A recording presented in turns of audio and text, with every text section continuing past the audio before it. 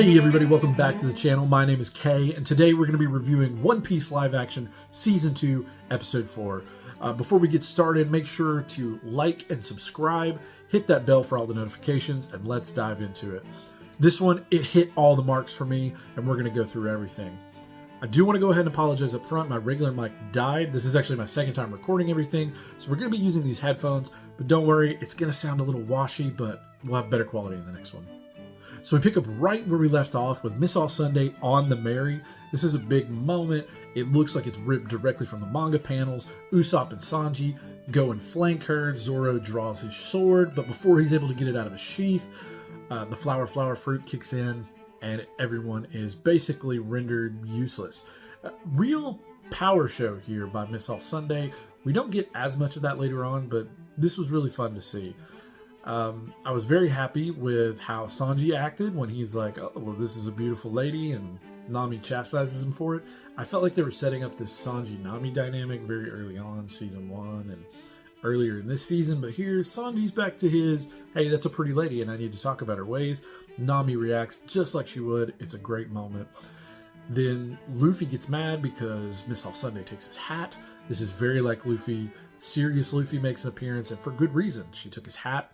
Then she offers them the eternal pose, and again, Luffy wants to be the freest man on the sea. You offer him an eternal pose and tell him, go here, do this, and I'll leave you alone? No, Luffy doesn't want that. Serious Luffy, this is the perfect moment for him. Smashes it, and we're off to Little Garden. Now, before we get to Little Garden, the crew is all kind of arguing in the galley, and it's a great moment between the cast members. We really get to see their crew dynamic. It's a lot of fun. Usopp is the scene stealer here. When he starts saying, you know, hey, what if I wanted to hide? That's a great moment. It's just like Usopp. Everybody laughs. Things are going well. We also get some Sanji and Zoro bickering here, and we've gotten a little bit of it from Season 1 into here, and it's all building up to what's going to happen on Little Garden, and this is the real inauguration of the Sanji-Zoro rivalry, and I'm here for it.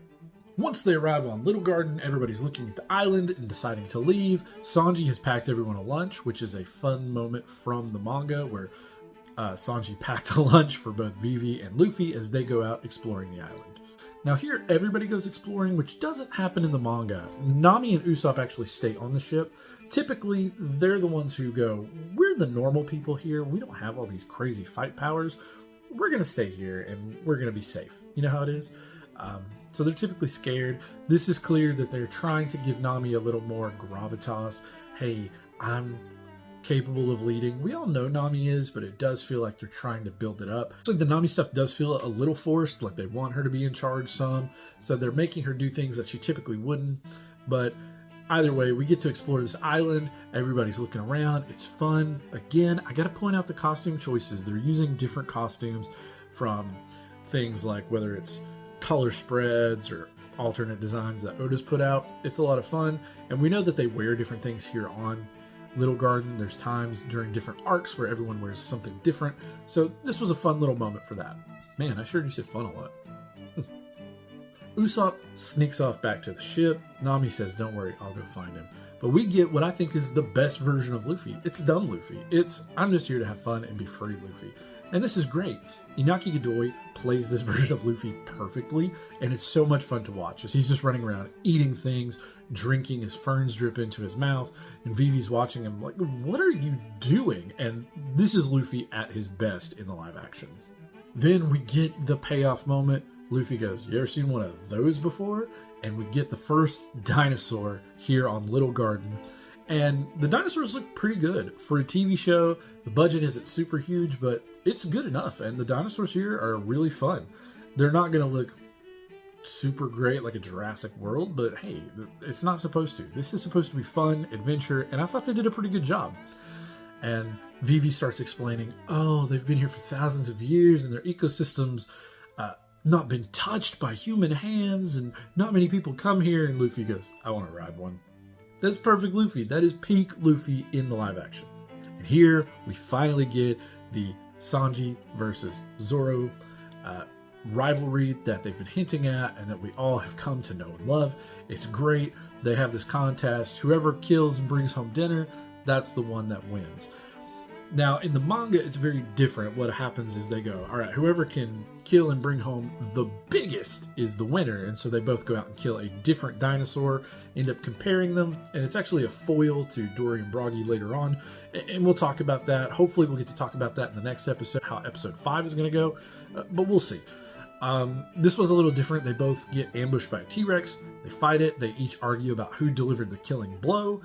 And Zoro says, wait, did you hear that? And he goes to find what it is. So this is different, but we do get Zoro leaving at this point to set up another change that we'll get to in a bit.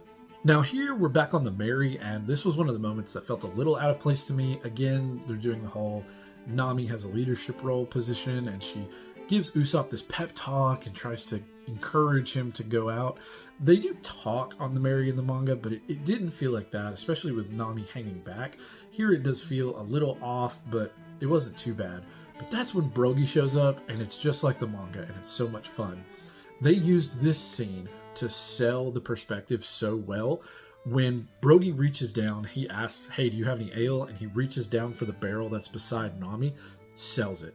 Instantly, I'm thinking, they're giants. There are giants on this island. This is great.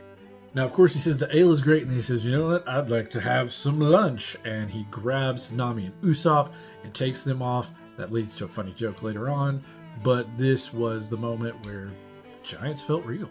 So we cut back to Luffy, and he's actually riding the dinosaur, just like in the manga. This is such a fun moment.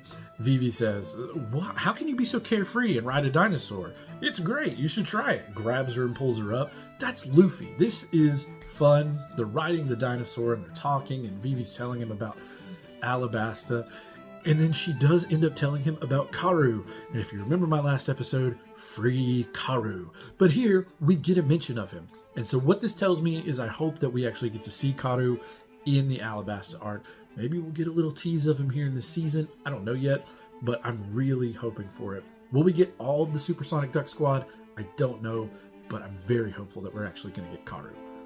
Then Luffy instinctively smells food, because that's what Luffy does, and they go to find where this food is. Once we do that, though, we cut back to Sanji and Zoro. So Zoro and Sanji is really fun. I do believe this is actually where Zoro ends up splitting up with Sanji. Not having the contest of whose is bigger is interesting, but getting to see them both take out this dinosaur is great. But here's where we get a really big departure from the manga. Because in the manga, what ends up happening is Zoro actually gets captured by the duo of Mr. 3 and Miss Golden Week. It doesn't happen the way this does. Now, we'll get to Mr. 3 in a minute. But here we do see Miss Golden Week. She's sneaking around. Zoro's looking for her, and she tags him with her colors trap. And from that moment on, Zoro acts a little different. I can see why they did this, but we'll talk about that in a second. Here, Luffy and Vivi find the food that they're looking for, and we get our first shot of Dory.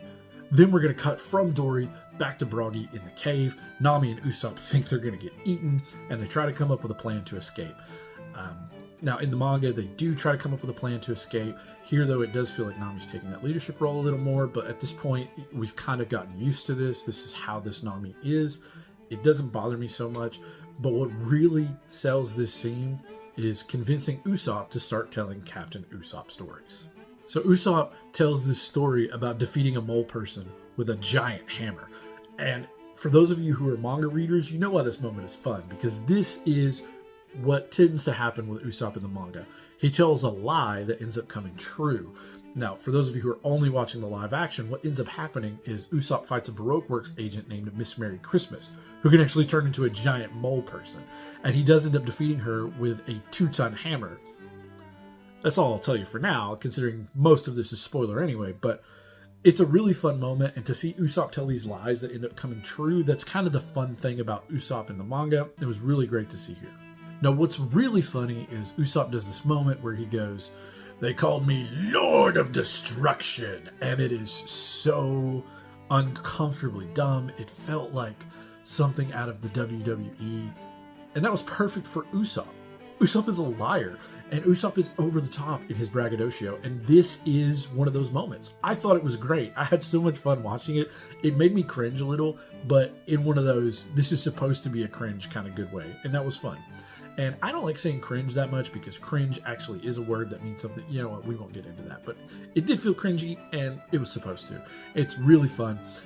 And here we get to hear Brogy laugh. Now, this is important because Brogy and Dory both laugh the way they do in the manga and in the anime. And people go, well, that doesn't really matter. What do the laughs matter? No. The laughs are very important. Each person has their own distinct laugh, whether they're a villain or a big-time hero character. And all of that plays into the overall theme of One Piece and this seeking of a new dawn or a new joy and freedom. And we're going to get a hint at a character who brings joy a little later in this episode. Then we have Mr. 5 and Miss Valentine arriving on the island, and they meet with Mr. 3, and David Dastmalchian was the best choice for Mr. 3. Galdino feels real. He's got this cunning and this cut to him. He's not quite as goofy as he is in the manga, but he does have that I don't care, I'm a little out of my rocker sort of thing that the real Galdino did on Little Garden. Now that goes away later, and he and Buggy become friends, for those of you who haven't read the manga, and it's great to see him played this way. Now in the manga, during this scene, Miss Golden Week is actually asleep, and Mr. 3 is going to help Miss Golden Week capture both Zoro and Nami. So it's interesting that here he kind of says, oh, Miss Golden Week's out there doing our plan, and I think that was good to get her a little more involved early, but it's one of those little changes that you kind of think, yeah, this should happen, especially for the way that they're telling the story now. Now, Luffy talking with Dory is fun. They get along really well. You're a captain, I'm a captain. You love meat, I love meat. This is great. This is the fun Luffy that we love, and he's having this interaction with Dory. And then Vivi, of course, has this sadness about Igaram, and I thought this moment was great because Vivi does remember Igaram a lot and the sacrifice he's done for her. She wants to respect the memory of Igaram. Well, they do an Elbaf funeral for him, and what I think is great about this is they're really selling the idea that Igaram is dead. We know other characters who don't die in the manga have died in the live action, but I'm really hopeful that this is all just to lull us into a false sense of security, for Igaram to show back up at the end of season 3, and for those who are not expecting it, to really go, wait, didn't that guy die? It's going to be a great moment. I'm really hopeful that's what happens. Now here we get something really special. Brogy name drops Semla. Now for those of you who don't read the manga and haven't watched the anime, Semla is very important to a particular character named Charlotte Lin Lin. Charlotte Lin Lin goes by the epithet Big Mom, and we find her much later in the series. She is the main antagonist of an entire arc and the secondary antagonist of a different arc right after that. And this was a great way to foreshadow something in a live action adaptation without actually dropping her name. So all of us who are in the know, we know how important Semla is, but it was great to see them kind of leave those breadcrumbs here. But what they did do is something I was not expecting. They talk about the winter solstice and the sun god. I wasn't expecting them to say sun god here. The first time we get a mention of any kind of sun god is much later in the Skypiea arc. And we're talking about post-Alabasta here. So it's really interesting that they're putting it in this early and laying those breadcrumbs, because later Dory's just going to come right out and say Nika. And we'll talk about that in a minute. We get our call to battle, the volcano goes off, and the two warriors, it's time to battle, and they walk off to battle just like the manga. Now, I can see why they did a little change here. See, in the manga, there's actually 2 fights between Dory and Brogy. The first one, they go straight out to battle, and they start fighting. There's no greeting, like no hugging or anything beforehand, no exchanging of drinks. They just fight. And then the second fight, it turns out that Dory received some ale from Luffy, and what ends up happening is there is planted bombs in it by Mr. 5. Brogy drinks it, he gets hurt, everybody's confused, they think the Straw Hats did it, they didn't have anything to do with it, and I can see why they changed it. So they have this exchanging of the drink as they celebrate and get ready for combat. It's a little different from the manga, but it felt very true to who Elbafian warriors are. I didn't have a problem with it, especially because putting 2 fights in this episode would have made it a lot longer than it already was, but I thought this was great. And then Nami gets captured again by Miss Golden Week, where typically, like I said, in the manga, Mr. 3 and Miss Golden Week do it, but I'm okay with this. Now, I thought this was strange. Sanji shows back up to see Zoro. Zoro can't stop laughing. Sanji says, well, I cut up that dinosaur by myself. Zoro keeps laughing. Sanji's confused. But then Zoro, in a moment of breaking from Miss Golden Week's power, says, hey, I can't stop. And I don't know why. Well, Sanji says, well, I'm going to carry everything back to the ship by myself. Zoro asks him to wait. And this is what I thought was a little different, because even though Zoro and Sanji have this rivalry, Sanji, if Zoro had really called out to him, he would have stood there and helped. While they don't always show this crewmate affection for each other, they are willing to have each other's backs. And we see that time and time again in the manga and the anime. So I thought this moment was a little strange. Then Miss Valentine shows up and takes Zoro away. So instead of Mr. 3 and Miss Golden Week, it's Miss Golden Week and Miss Valentine. Now, on the way to this battle that the Giants are going to have, Nami drops the line, maybe that's why they call it a little garden, because to them, that's what it looks like. And this line is not uttered by Nami in the manga, especially not while she's under the powers of Miss Golden Week. It felt a little out of place, but not so much, because I'm sure they don't want to do the whole introduction of people writing, which is strange, because I do believe this is a quote from a book about Little Garden that they read, but either way, I digress. It did feel odd. So we're doing the whole fight. Like I said, they have the ale exchange. Turns out that there's already a bomb in it. This was, like I said, a really smart change for a live action adaptation. And they sell the perspective here. There is a zoom in shot toward the crowd watching the Giants that is very well done. I didn't see the cut lines. I'm sure anyone out there who's a professional probably could, but it was really, really good and sold it greatly. But right before this fight, Dory name drops Nika, and that is so important because for those of you who are not manga readers or anime watchers, Nika is not just some throwaway line. The Sun God is not a throwaway line. This is Luffy's real fruit, and we're getting the name of this character all the way back in Little Garden. This did not happen in the manga. This did not happen in the anime. This is incredible foreshadowing. I'm surprised Oda let them get away with this soon. That said, though, there's so much material out there, it's going to be spoiled for people at some point. And I saw an interview where he says he knows where he wants to end the live action. I'm curious if he'll wrap everything up earlier. Like, I do believe originally things were supposed to wrap up sooner than they did in the manga, but this was really interesting. And as a hardcore One Piece fan, hearing someone say Nika in the live action was really cool. I also wanted to point out the poster reveal for Dory and Brogy. Their bounty posters is great. It shows up, then it adds the total together because these guys are a package deal. And this is what Galdino Mr. 3 is after. But we know from the manga that the Giant Warrior Pirates have two captains. They've always had two captains together, and that's Dory and Brogy, and to see it done this way was very nice. Luffy and Usopp are great in this moment, each cheering on, and they go, "You're the strongest warrior of Elbaf," but they're cheering for a different guy.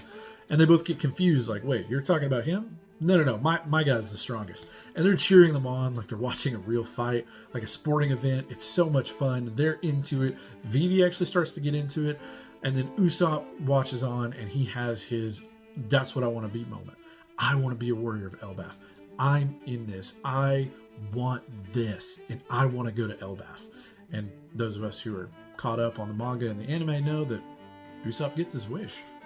Mr. 5 does this really fun earwax thing where he talks about the earwax bomb, and he turns to Miss Valentine and says, "I put earwax in it." And she goes, "Yeah, I got it." His power is so gross, but I'm so glad they kept it the way it is, and that was a pretty funny line. I just wanted to mention that. Now, when the bomb goes off inside of Brogy and Luffy and Usopp are like, "Wait, something's wrong with Brogy, stop the fight," and they look on, Luffy goes, "Mr. 5, you did this," and chases after him. This is a little sooner than it is in the manga. What ends up happening is the fight is over and a bunch of other things happen, but it's okay that this happened here. It didn't bug me that much, but it was a little different, and so I had to prepare myself for some different.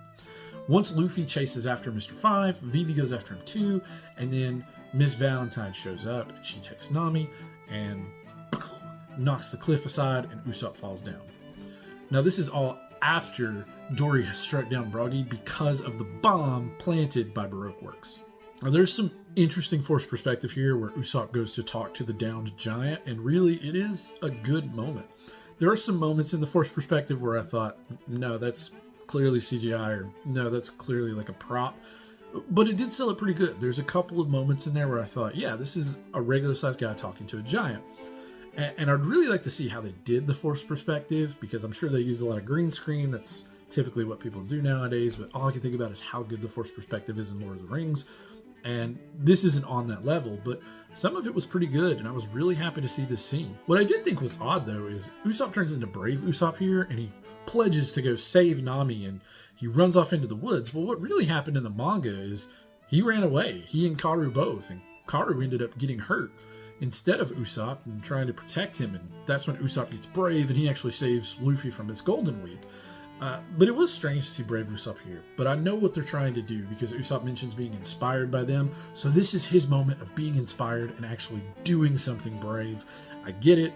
It is a little strange, but this is the live action version. Again, it's not going to be one-to-one, but I didn't mind it so much. Now Luffy is running through the woods and he sees a little girl crying, and this is just like Luffy. Everyone goes, no, don't stop. That's a Baroque Works agent. Well, Luffy sees someone crying. He doesn't. He's like, no, I'm going to help you. Of course, he gets trapped by Miss Golden Week. Now, this is very different from the manga. Again, everything happens at the fight. Galdino captures everybody. He's already got Zoro. He's already got Nami. He gets Vivi here. Miss Golden Week ends up trapping Luffy. There's a whole moment where it all happens at the fight scene. Here, it's all spread out. It adds to the chaos of the episode. But Miss Golden Week ends up catching Luffy. We find that out a little later when Vivi comes by and sees it. And something I didn't mention in the last video, but seeing the Baroque Work agents get their own title cards is a lot of fun. I think Mr. Seven got one in the first season. I could be wrong about that, but it was really cool to see them all get like a business card for a Baroque Works agent. Now, I did think Dory's reaction to stabbing Broggy was odd, that he ended up walking away. I know he has a different reaction in the manga in that he's not just there, he doesn't drop to his knees, that sort of thing. It didn't feel super out of place. It did feel weird, though, for him to do that. But then when he gets to the cave, that makes more sense. And I keep saying cave. I know it's not a cave, but we'll get there. But I was very interested to see him go back, and he starts counting. He's almost in disbelief that he won this fight, and he won it in a very unfair way. But that's the judgment of the gods of Elbaf, as they call it. And he's trying to deal with that, but he makes a vow to catch those who did this to Broggy, and that feels so much like Dory. It was a fun moment. And then we see the wax dagger go through his hand. Mr. 3 is off the rails. David Dastmalchian did such a good job with this. Now, I am curious because, like I said, what ends up happening is all of this stuff happens around the same spot where they're all fighting. And this is happening in Dory's cave. Cave, again. I'm very curious to see how he gets him from there to where the candelabra is. If not, I'm really curious what they do to kind of make all of this work, since everyone's scattered, again, adding to the chaos of the episode, but I'll find out in the next one. Then Sanji gets back to the Mary, and he's confused. He's looking for Nami. He starts yelling for her. Vivi's running there, but instead of making it, she gets caught by a bomb by Mr. 5. Sanji hears it, and he's ready to venture back on the island to look for everybody. And here, Miss Vivi wakes up on the candelabra.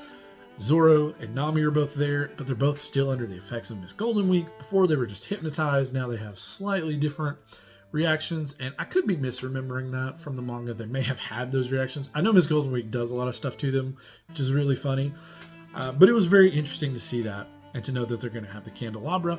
This is where the episode ends. Everybody's separated. Everybody is essentially locked down, and I gotta tell you, this episode really captured the magic for me. So it took everything in me not to push play to watch the next episode. I watched them with my wife. She was ready for bed. But I wanted to make this video and I wanted to talk about it. But I am so excited for the next episode, and I hope they land the plane. I've been open about my criticisms of the show so far. I thought episode 1 was okay. It wasn't great. Episode 2 was a big disappointment for me. I feel like it wasn't One Piece. Episode 3 recaptured a lot of that magic.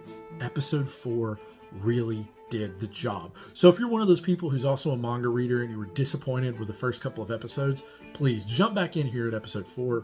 This really did pay off, and I'm hoping that the next episode, in episode 5, everything ends and lands well, because that is crucial to making sure that this season is successful. I know that Drum Island is coming up, and that's going to be way more important, and it's 3 episodes, and I'm really hoping for some good things there. But right here, we gotta land this plane, and we gotta land it right. And I'm really hopeful for that, so I can't wait to do that episode and give you a review. Well, thanks for watching, everybody. Like I said, again, like, subscribe, and go ahead and leave a comment if, you have a different perspective from me, or there's something you saw that I didn't talk about. Go ahead and put it there. I'd love to talk to you about it. But until next time, see ya. And Karu. They mentioned Karu. Duck Squad.